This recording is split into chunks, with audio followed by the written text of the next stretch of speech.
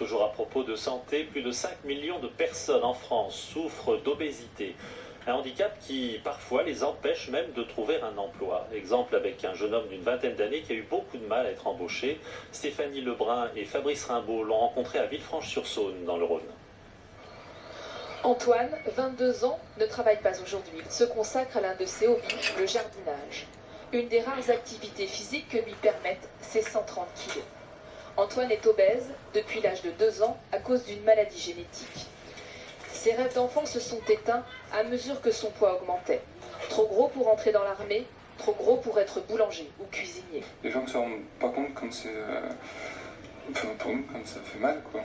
De se faire entendre dire ça. Non, t'es trop gros, ce métier, tu peux pas le faire. À 18 ans, Antoine pèse 200 kilos. Il cherche un job d'été et postule pour un poste de caissier dans un supermarché. Une bonne idée selon lui, mais pas pour la responsable de l'enseigne. Elle m'a dit que c'était hors de question, que j'étais trop gros pour être caissier enfin pour tenir dans une caisse. Et comment on prend ça quand on a 18 ans? Bah moi je vais raccrocher au nez. On se dit comment est-ce qu'on va faire pour trouver du travail si même un petit métier comme caissier on ne peut pas être pris, qu'est-ce qu'on va faire? Depuis, Antoine a décidé de se battre. Il a perdu 70 kilos et a repris ses études. Aujourd'hui, il suit une formation en alternance dans cette entreprise.